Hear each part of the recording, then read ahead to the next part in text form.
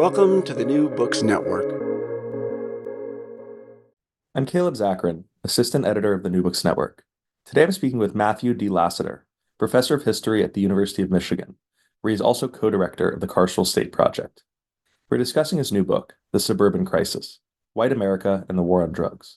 The Suburban Crisis is a political and cultural history of the United States drug war in the second half of the 20th century. Matthew examines the political initiatives undertaken by mostly white middle-class parents to address drug usage among their teenage children. These white middle-class users were painted as victims. Meanwhile, the so-called pushers and traffickers in urban environments were policed and criminalized. The Suburban Crisis investigates why drug use began to surge in the mid-20th century and how the political response led to coercive public health movements in urban environments and the militarization of the police. Matthew, thanks for joining me today on the New Books Network. Thanks very much for inviting me. Of course, this book, you cover so much. It really is it's a thick book. You have so many examples. Clearly, you spent a lot of time working on it. But before jumping into the book, I was wondering if you just tell us a little bit about yourself and your background. I'm a professor of history at the University of Michigan, but relevant for the book, I grew up in a white upper middle class suburb of Atlanta, and I have really probably think about history from that perspective, a very racially and class segregated suburb in a racially divided metropolitan region. And I ended up going to graduate school in history, ended up at the University of Michigan, a great place to be, and wrote a book called The Silent Majority, my first book, which was about the suburbs of the American South. But I argued that what happened there during the civil rights movement was really a national story. And I always wanted to write a book that looked at suburban politics and culture nationwide. And that's what this ended up being. The book begins by looking at Los Angeles in 1950. I mentioned this on my episodes a few times, but I'm from Los Angeles, so I'm always interested in reading about LA history. But what was happening in LA in 1950, 51? What was going on? Why was such a mass hysteria? Los Angeles is the epicenter of the war on drugs and the war on narcotics, as people called it back in the 1950s. And it's the kind of foundation for how we think about American suburban development, segregated white middle class neighborhoods. And really the book idea took hold for me when I found an enormous number of letters from white middle class suburban parents and organizations in California during the 1950s, mostly in metropolitan Los Angeles County, to the governors of California, Republican and Democratic governors, demanding get tough policies in the war on drugs, demanding that the group they called pushers, by which they meant Mexicans and Mexican Americans, get life imprisonment or the death penalty for selling marijuana and heroin to their children. And I just thought, I've never heard about this suburban movement. Nobody's ever written about it. And I was already researching, I was out in California on a fellowship researching white suburban areas for housing segregation and school segregation. And I realized there's a huge untold story here about the war on drugs and the related war on crime in the suburbs. And the book really starts in Los Angeles because Los Angeles is the most important place, but also to make another point, which is this is not simply a federal war on drugs that comes from the top down and is imposed on local communities, but actually local people, suburban areas were demanding get tough policies, and that went up to the state government and up to the national government, and they responded to the local demands as much as anything. There's this phrase you use, white teenage narcotics crisis. What do you mean by that? Was it just teenagers smoking weed, or was there actually this problem of, as it was kind of referred to as the marijuana to heroin gateway? Was this a real thing or kind of a media fiction? So in the early 1950s, there were actually not that many people in the United States using illegal drugs. There were a very small number of people in the heroin market and a somewhat larger number in the using marijuana. But the thing about what I call the way the suburban crisis operates, it doesn't actually take very many white affluent youth to get addicted to heroin, you know, to create a crisis in the media, a crisis in politics, a crisis for their parents. And so there were some white youth who were smoking and selling marijuana. Mostly they drove to Mexico and bought it themselves in Tijuana and brought it back and sold it to each other. And there was a much smaller percentage who got addicted to heroin. Far more white Americans were addicted to legal pharmaceuticals during the 1950s, but the crisis rhetoric wasn't about that. And so, on the one hand, the drug problem or the drug issue was really pretty small in the early 1950s, but it became part of a larger sense of a juvenile delinquency epidemic in white middle class suburbia. And this was huge. There was a real sense that the post war suburbs were growing so fast that young people had cars, which they hadn't really had access to before, that they couldn't be controlled by their parents, that they could roam around the metropolitan landscape. And Los Angeles is different from, say, New York City because Mexican Americans and African American youth also had cars and they could drive where they wanted as well. And so there's real fears of racial mixing, fears of white youth getting in trouble, a lot of juvenile delinquency crackdowns on just basically youth subcultures, bar-based cultures, like some of what we're familiar with from the movies. And the drug crisis emerged as a subset of this larger juvenile delinquency crisis, and the fear that the suburbs, which were supposed to be the place where parents moved to protect their children from dangerous influences, the suburbs really are widely seen as the antidote to juvenile delinquency, the antidote to crime, the antidote to drug addiction. And so whenever white youth start, behaving in mischievous ways, making trouble, getting in fights, drinking alcohol, which they did all the time, and sometimes also taking drugs, this crisis rhetoric emerged, and there's a broad sense that something has to be done to solve this problem. When did this debate begin to move from places like Los Angeles to the state level in California to a broader debate and even then to the national? What were the perspectives of lawmakers in this kind of, let's say, early drug war? It really right away. So in 1950, 51, this outbreak of concern and fear emerges that Mexicans and Mexican Americans are spreading drugs around Southern California. And the California government immediately responds, unanimously passes laws. Then every couple of years in the 1950s, you would have another set of demands for get tough laws, and the state government would pass a new law almost immediately. But at the same time, in 1951, the US Congress passed the first mandatory minimum laws in the drug war aimed at both heroin and marijuana. This is a little bit of a different story. It's really a project by, it comes in two directions. First of all, Chicago and New York City, the expansion of heroin markets in the early 1950s causes a lot of concern, including among Black residents, churches, and Black social groups who start demanding that something to be done to protect their children from narcotics markets. But when the state legislatures in Illinois and New York get involved, they don't talk about Black youth as the victims. They go find a white kid somewhere who got addicted, and they portray this white boy who became a heroin addict, or this white girl who started in on drugs and allegedly became a prostitute. They would find a white girl who had consorted with Black people in the, quote unquote, prostitute with Negroes at the time. And they would felt like this is the way to generate public alarm. The media jumps all over it. And then the Federal Bureau of Narcotics Commissioner Harry Anslinger in Washington also saw this as an opportunity for get tough legislation. So you had liberals in Congress who were concerned about Black youth, concerned about juvenile delinquency, who are pushing through extremely punitive drug laws. And also the conservatives in law enforcement support them as well.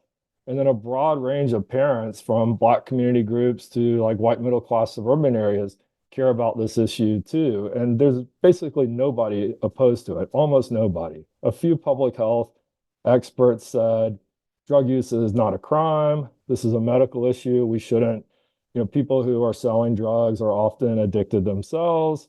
But mostly it was just passed, nearly unanimously. Truman signs the legislation in the early 1950s. You get another round in 1956.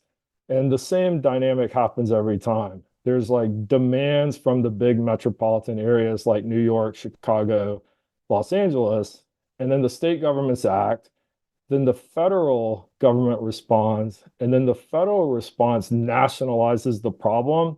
And so all the states everywhere start passing laws, even if they don't really have a local, drug crisis going on. And I think that's a larger model that I talk about in the book for how policy formation works, actually. A few urban centers and metropolitan regions pipeline an issue up to the state and federal level. Federal government with the media, going bonkers about the issue, passes a get tough law, and then every state kind of complies because the federal government creates financial incentives and other structures to get every state to pass what it called model drug legislation. So then by the mid 1950s, you have mandatory minimum laws in almost every state in the country. What did the policing look like? In urban communities, let's say, you have a white teenage middle class kid, they get caught with some marijuana. What's their I don't know if there's necessarily like an average experience that you can point to, but what's their experience going to be like with law enforcement? That's a great question. So I'm going to answer in two stages because there's how policing operated in the 50s when it was mainly through the juvenile delinquency system. And then there's what happened in the mid to late 60s when huge numbers of white middle class youth started breaking the felony drug laws with a kind of righteous abandon that they had the right to smoke marijuana in that political context of Vietnam and everything and the counterculture. My next question is actually is definitely about psychedelics and how the hippie culture influences that. But yeah, I'm definitely interested in pre the hippie culture, what that was like, that policing. So the book, I really was trying in the book to dig into how white drug markets actually work and how policing and prosecution and the juvenile delinquency system operated. And this turned out to be both a really difficult task and a really like fascinating puzzle to unravel because the whole goal of the system was to control and rehabilitate and deter white middle class youth, but leave no trace in their official records that they had ever had an encounter with law enforcement. So the juvenile delinquency system in the 1950s was just a massive apparatus of social control that operated not through criminal law technically, but through status offenses and through the right of the government to basically detain any juvenile anywhere for almost any reason. And every young person in America technically was a juvenile delinquent every single day because they get them for loitering, get them for public disorder, anything. They could stop you for anything. And so juvenile delinquency authorities and the local police that worked with them detained millions of youth every year. 90% or more didn't go through the system. They would counsel them. If you think of Rebel Without a Cause, where at the start of the film, Jim is drunk and Judy has been picked up for street walking, and Plato's, shooting puppies, and their parents come into the police station, and the police are like friendly, and the juvenile delinquency, they work with these white class kids, and they tell the parents, control your children are confused. And it was a real sense for white youth that they had to commit a very serious crime of violence to actually be put into the delinquency system. And even then, they often weren't. So it was about arresting, helping, scaring young people, a Black and Mexican American youth. Even for them, more than half of arrests were they never went into the formal juvenile delinquency system either. But keep in mind, they're getting arrested for like anything, a little bit of beer drinking, like driving around in a car with your friends after curfew. But Black and Hispanic youth were far more likely to be adjudicated as delinquents and put into the delinquency system. So you have an entire police enforcement system based on trying to control white youth, white middle class youth, but not in any way inhibit their futures and their college aspirations with any kind of record.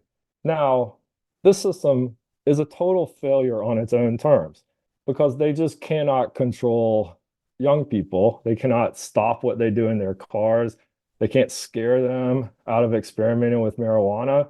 They can't stop them from drinking alcohol, which was the status crime that 90% of teenagers were breaking the underage drinking laws. And far more of the social problems that emerged were from alcohol than from illegal drugs. And so the systems in place in the 50s: arrest, scare, divert, don't get these youth who are quote unquote good youth or quote unquote otherwise law abiding youth into the system.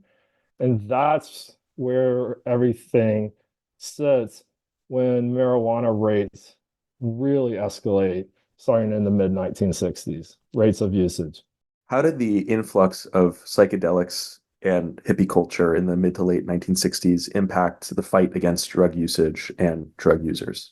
So around 1965, 1966, marijuana use starts spiking among college students, and it almost immediately starts trickling down into the affluent urban and suburban high schools that are nearby.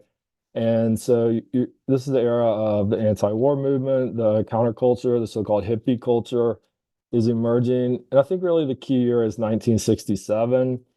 You get the Summer of Love in the San Francisco Bay Area. Young people are heading to the Haight-Ashbury. I really got into the actual, ethnographies that psychiatrists and academics did of suburbs outside San Francisco and how many young white middle class people were driving into the Haight-Ashbury, driving into the Big Sur, buying drugs, bringing home radical politics, bringing home marijuana, but also bringing home LSD, spreading that around. The clothing styles changed. What story we're familiar with, the hippie style, the kind of youth slang.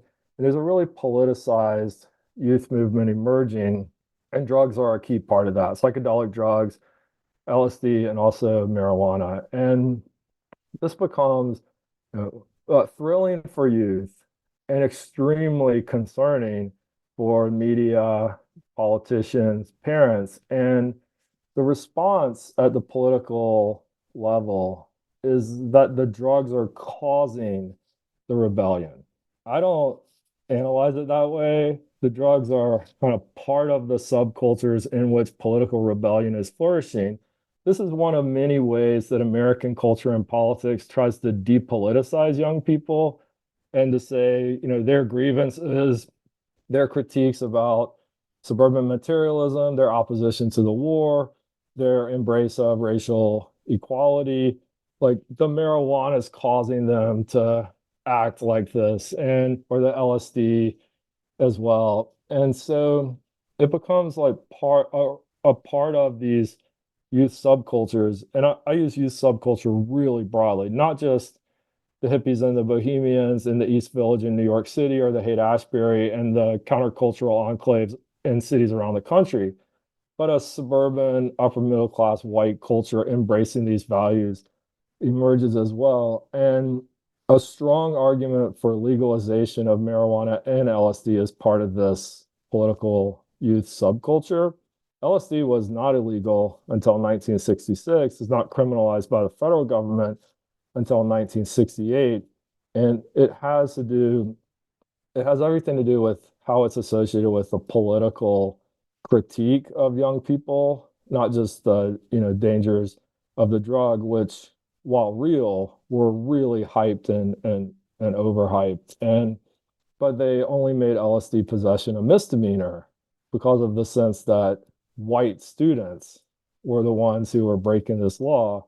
And the Lyndon Johnson public health officials actually just said out loud, we don't want to make it a felony because we don't want to put millions of white kids in jail.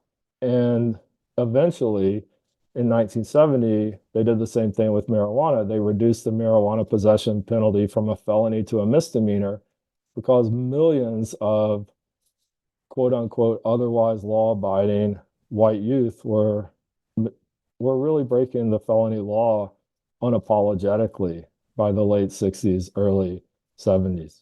Correct me if the specifics of this are wrong, but I think I recall you cite a statistic that nationally 1 in 5 high school seniors in the late 60s had broken drug laws, and something like near 50% in major metropolitan areas of high school seniors had broken laws. So about a third of high school seniors in the affluent suburbs around New York City and Los Angeles and Chicago and elsewhere had felony crime by the late 60s, almost all marijuana, some LSD. And, by the early 1970s, around half of high school seniors had broken the marijuana law. But by then, the federal government and many state governments had reduced the penalty to a misdemeanor.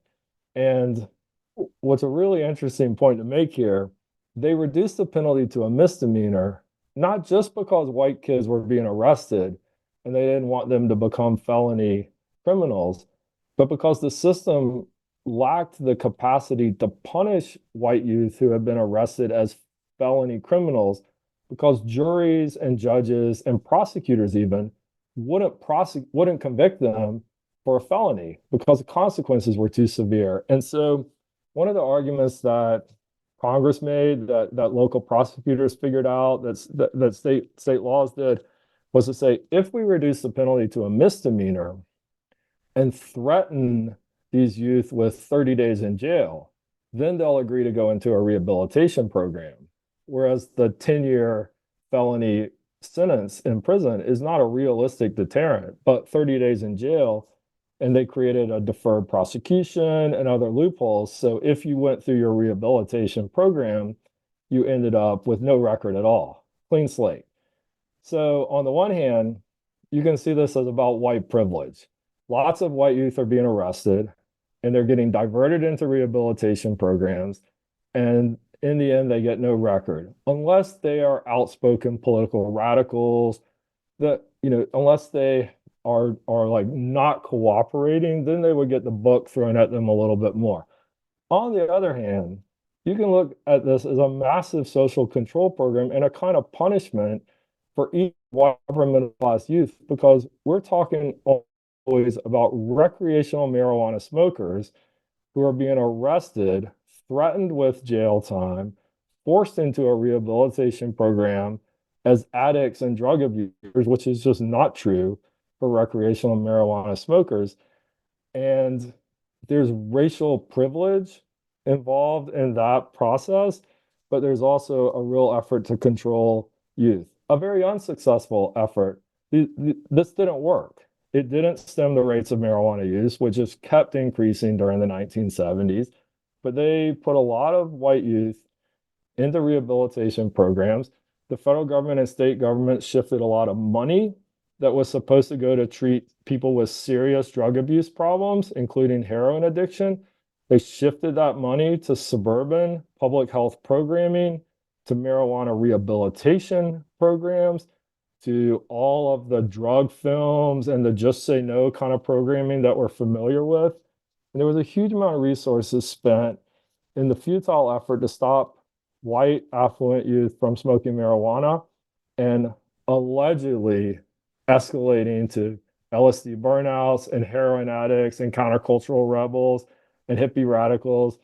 And that's, an enormous amount of resources in the war on drugs that could have gone to address like real social problems, real public health problems.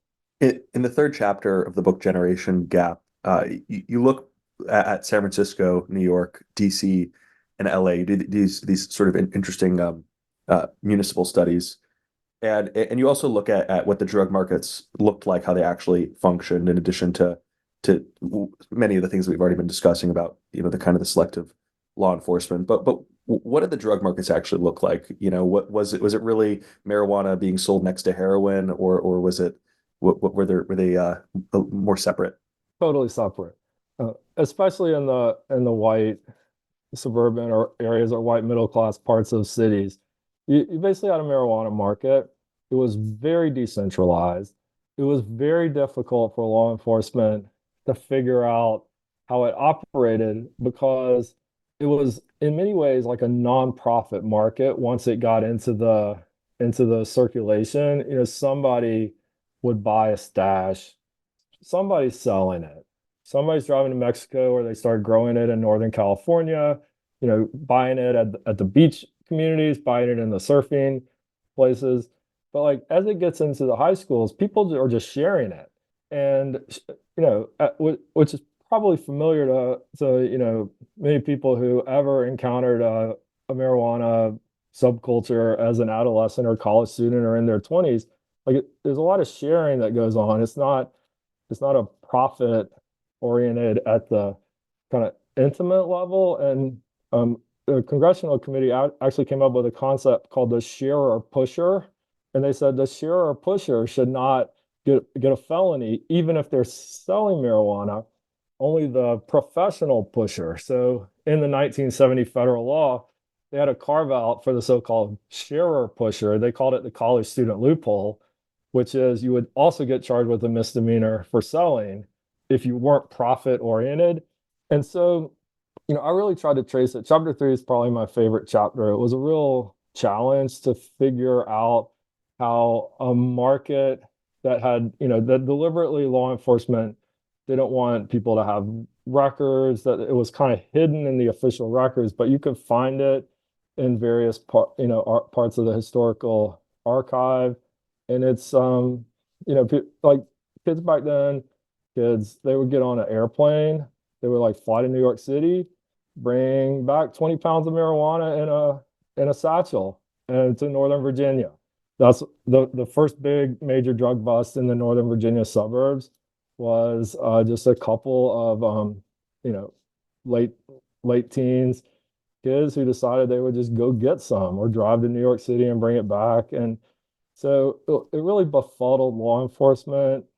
The LSD market did too.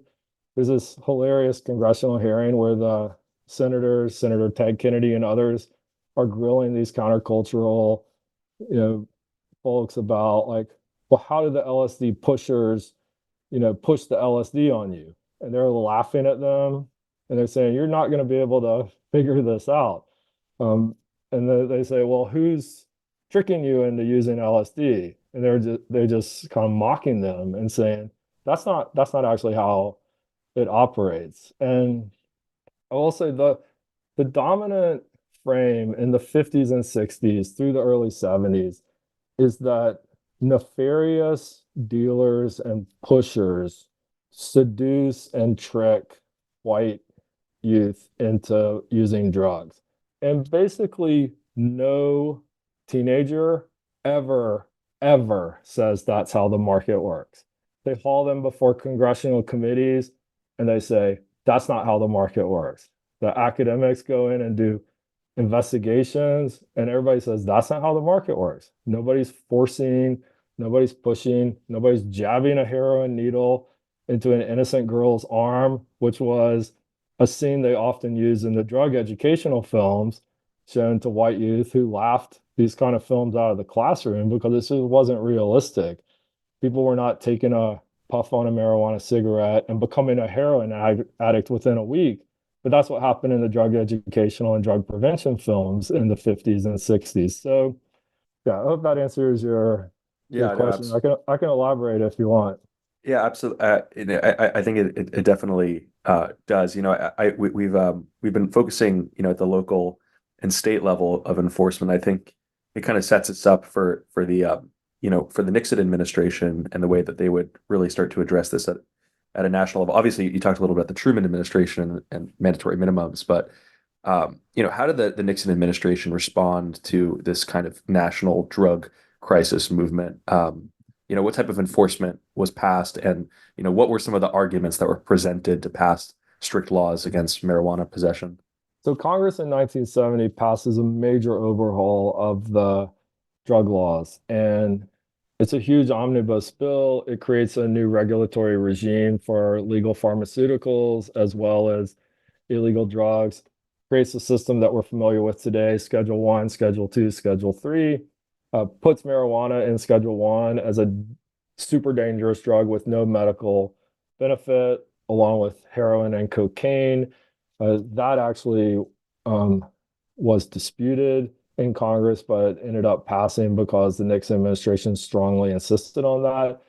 And in general, I argue that the impetus for this law is the enormous number of white youth who are being arrested for marijuana crimes, in a sense that the system has to solve this problem of a group I call impossible criminals.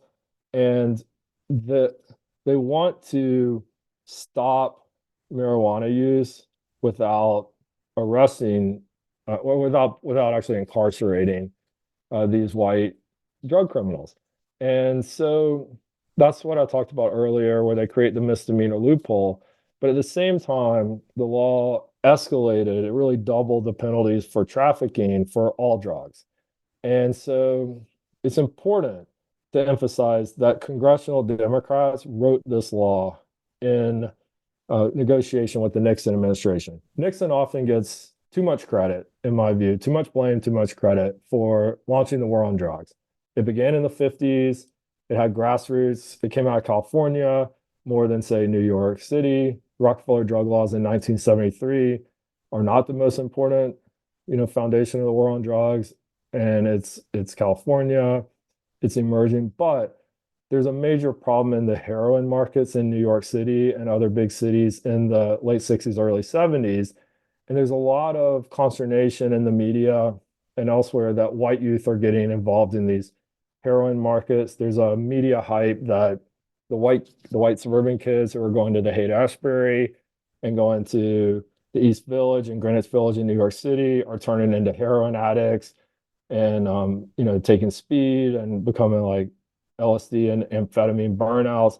And so you have this kind of perfect combination of a real increase in the narcotics markets in the urban centers, a definite encountering of those markets by white youth. And it, like I said, it doesn't take that many white youth to go crisis rhetoric. And so Congress passes the law, Democrats largely write it, but then the Nixon administration takes the law and escalates the war on heroin, the war on crime, the war on urban street crime. There's all kinds of nonsense hype about narcotics addicts are committing, billions of dollars of theft and crime. That's not how heroin use works. People who are using heroin don't go around mugging people. They maybe do a little property theft, but there were all kinds of fears about that. And so the Nixon administration really rides the wave of suburban marijuana usage into a larger get tough movement. I would say it this way. Most people in the United States are not concerned about the New York City heroin market, but most people in the United States, parents, are concerned about their kids smoking pot. And so for Nixon administration to start telling all these gateway stories about the good kid who experiments with marijuana, becomes a heroin addict. Often they said the good girl who becomes a prostitute in the urban slums, this racial fear. And they conflated these two markets to say the drug crisis is universal. It's not just in New York City, it's all over America. And then you start getting enormous amounts of funding, goes to every state, every police department, and they started their narcotic squads. And, it's kind of like what happened after 9/11 with terrorism, where the federal government sends the money everywhere. And so even places with like zero terrorist issue, they start using this money to do all kinds of things. And that's what happened with drug war money as well. Call it a universal crisis, and you're mobilizing, people everywhere, police departments everywhere, state governments, local governments everywhere. And that happened in the early 1970s. And the number of people arrested for drug use in the United States skyrocketed, partly because you had more dedicated narcotic squads, or patrol police are like profiling youth in their cars and on the streets.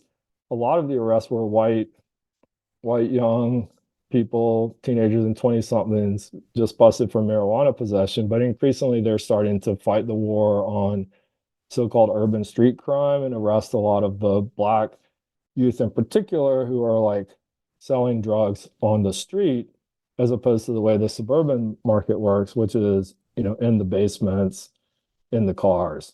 In the mid to late 70s, you highlight these parental groups that began to push for stricter rules to discourage drug use. And I think a lot of these campaigns that they initiated then, are a lot of things that we're familiar with even today.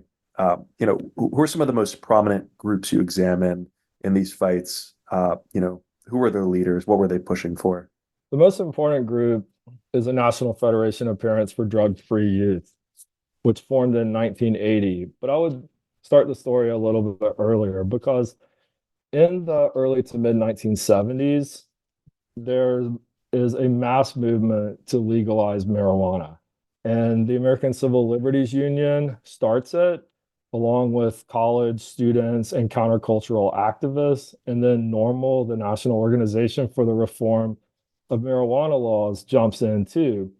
And there's a real sense that marijuana might be legalized in the 70s. California has the first referendum in 1972, and a third of people vote for marijuana legalization. And the writing seems on the wall that eventually this is going to happen. And then the compromise became decriminalization.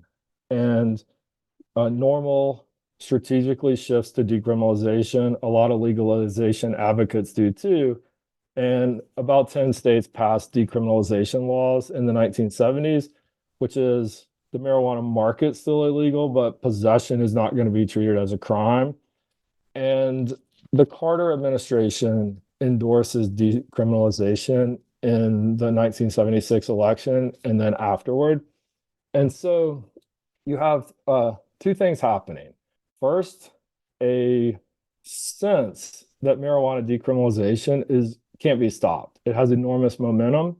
And second, marijuana use, and especially in the white middle class areas in the suburbs, is moving as drug and alcohol use tends to do, from the 12th graders and the 11th graders down to the 9th graders, the 8th graders.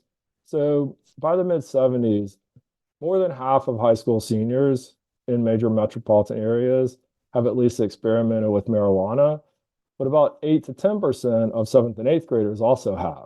And that's not a lot, 8 to 10%, but it doesn't take a lot of, 12 and 13-year-olds getting stoned to get parents worked up about it, and the media and the political system. And so in the late 70s, parents groups started emerging in different suburban areas. I charted them in a map. Most of them were 99% white, 98, 99% white, wealthy suburbs. They were not right-wing parents, because right-wing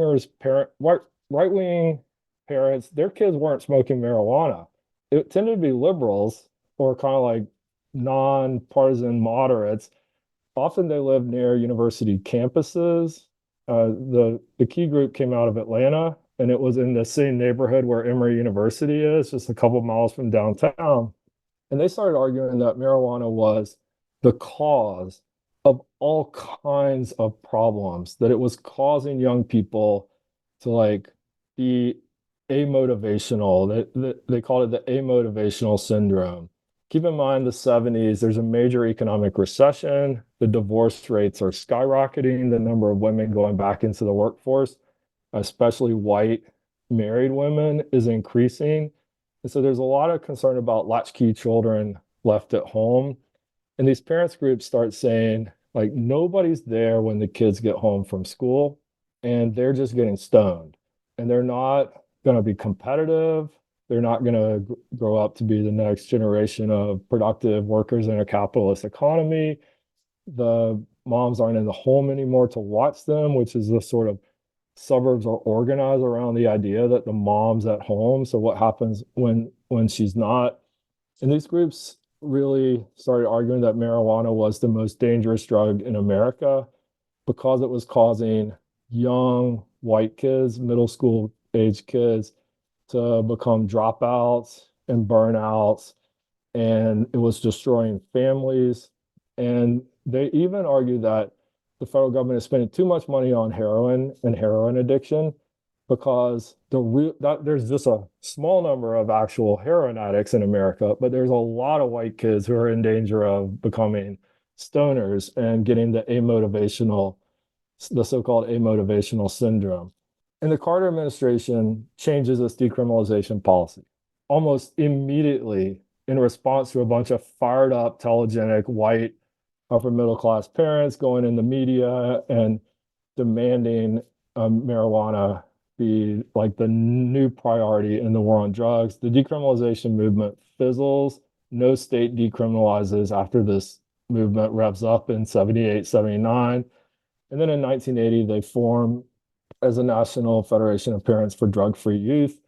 They're quite influential in the Carter administration, which basically helped, but gave them funding to become a national movement.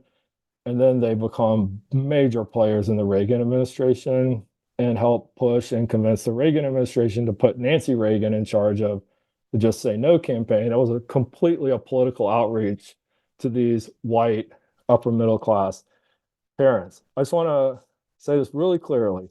There's almost no overlap between this group and like Jerry Falwell's moral majority. These are not the future members of the Christian Coalition.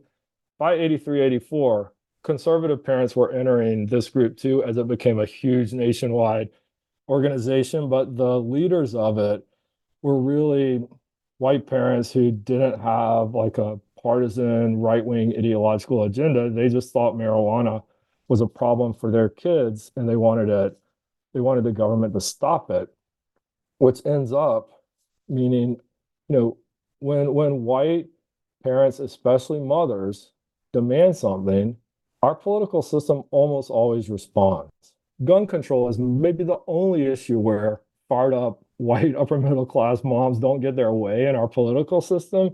And so they just start shoveling money into marijuana interdiction, talking about marijuana is actually way more dangerous than we realized because these parents said it was dangerous. And the federal government started banning experts who had supported NORML and advocated marijuana legalization.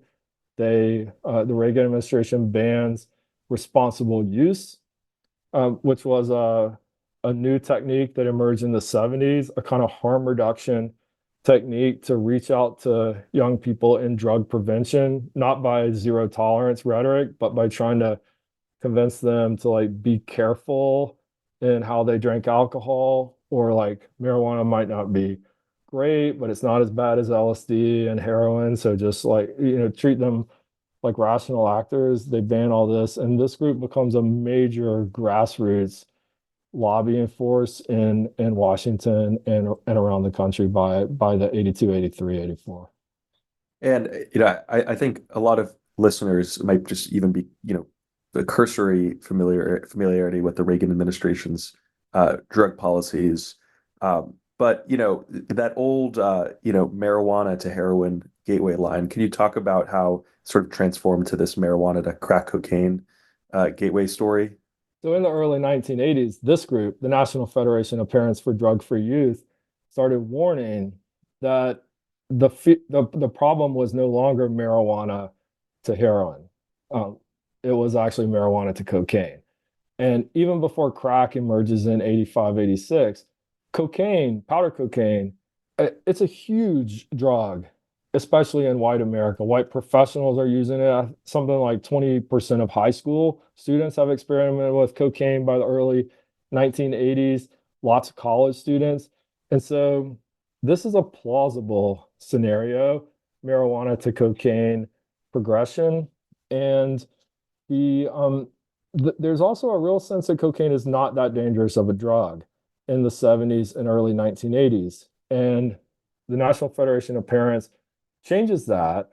The Reagan administration is allied with them. PBS runs educational programs with them, talking about the new threat of marijuana to cocaine. They also created a new gateway argument of alcohol to cocaine. And this is partly why you get the alcohol minimum age raised to 21 in 1984. They call alcohol the new gateway drug.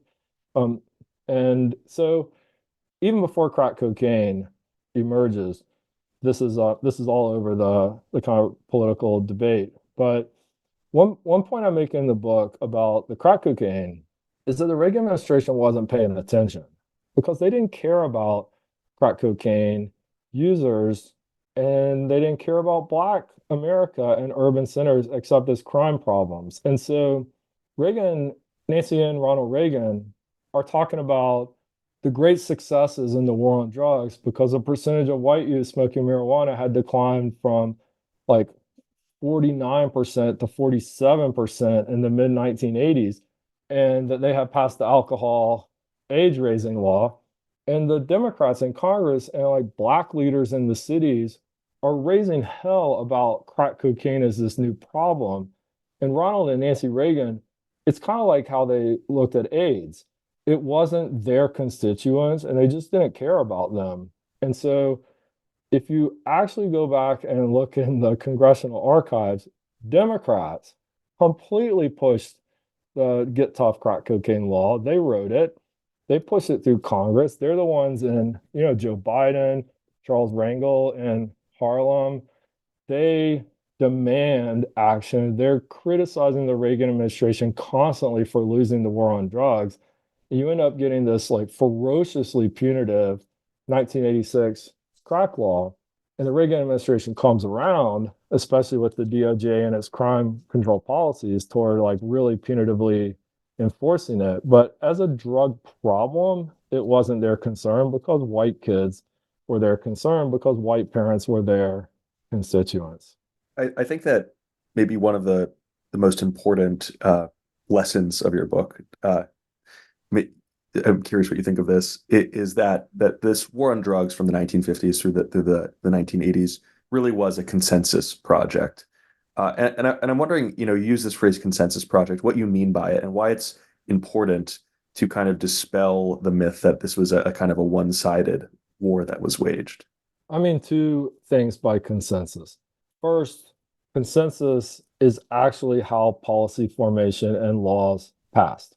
Republicans and Democrats didn't agree on everything, but almost all Republicans and all Democrats in Congress and in the state legislatures voted for every major law that escalated the war on drugs. And they often competed to be the tougher one and accused the other one of being too soft. And so in terms of policy formation, the drug war is bipartisan, and it always has been, and it still is today, first. Second, by consensus, I mean that the consensus in our policy debate is for criminalization. And often there's a punitive approach is the opposite of the rehabilitative approach.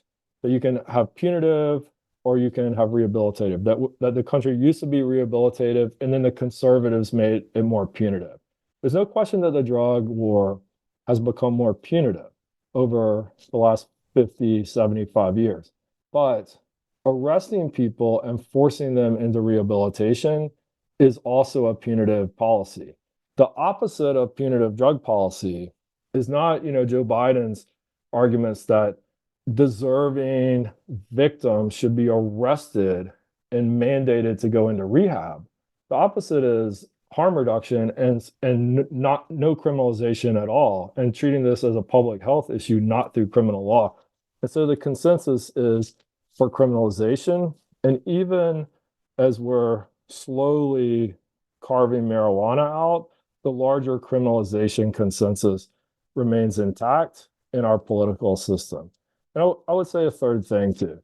The consensus in our culture and in our politics is that white youth and white Americans are the most important victims. There's efforts.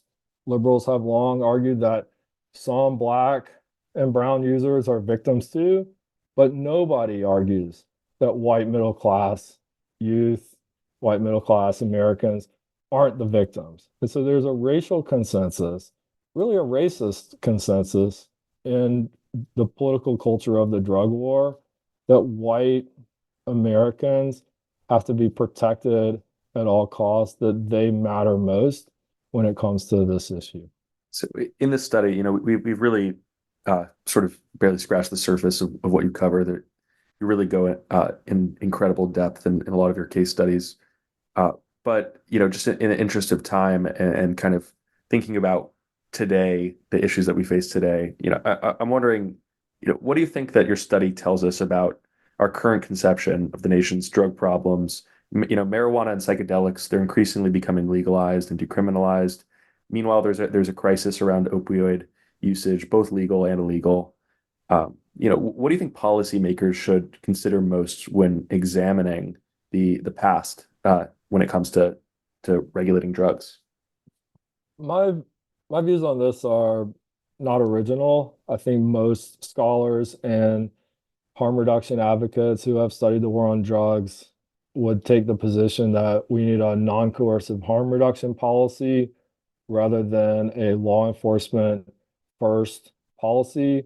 There is just no question empirically that the effort to control the supply side does not work and cannot work. It actually makes it worse. Trillions of dollars squandered. The more you crack down, the more the drugs become purer, more dangerous, more lucrative for the illegal suppliers. We learned this lesson very clearly during alcohol prohibition. The violence in the market largely ended with legalization and the end of prohibition of alcohol, and you end up with a highly regulated system. And you go to the store and you know what a 5.3% or a 8.1% beer is. You know what 100 proof means in liquor. You know what you're ingesting. And we have a fentanyl market. People are buying Xanax on the internet and ingesting fentanyl. You just cannot control this market. You cannot eradicate the underground market. I mean, a highly regulated market is still going to produce, an underground market when it's taxed, but some sort of harm reduction, legalization, decriminalization, some sort of Portugal model where you really approach this through non-coercive public health, people who want rehabilitation. If we took a tenth of the money we spend on interdiction and law enforcement and actually build a robust system of public health and rehabilitation, and then didn't force people into it, but made it available to them. And I just think we have to be honest that we cannot win this war and we cannot eradicate this problem. We cannot, Obama used to say, well, marijuana legalization is not the panacea. But no public policy is a panacea. No public policy is a solution for all of our problems, which is what a panacea is. It's a question of what does more harm and what does less harm. And almost everything that we've done for the last 75 years does more harm. So we need to do less harm. And that, I think, is, the larger takeaway. What I think is my original contribution to this debate is showing how much the war on drugs has played out in white affluent communities too, and that the model of arresting and coercing people into rehabilitation as the alleged alternative to the get tough war on drugs, that really got worked out with white youth as a target. And so the solution is not expanding that model to Black youth and Black Americans also. If you read the Biden administration's recent national drug control strategy, they say basically we need less racism in the process of arresting people and diverting them to treatment. I mean, obviously it would be nice to have less racism in this process, but we need to stop arresting people and diverting them into treatment. And so the way we developed a model to control white Americans it's not a great idea to just expand that model to try to control all Americans through a different coercive structure, but just to like recognize that the government should not be coercing people at all in the area of public health. Yeah, I think that certainly you bring with those arguments just copious amounts of evidence showing the utter failure of the war on drugs. It really is a great tragedy in many ways, and the ways in which we've allowed anxiety to to not actually consider the facts and understand or even study these things that we're banning, and these people that we're punishing. Matthew, thank you so much for being a guest on the New Books Network. The book is The Suburban Crisis, when White America and the War on Drugs. Thanks so much. Thank you so much for all the great questions and for inviting me on the program.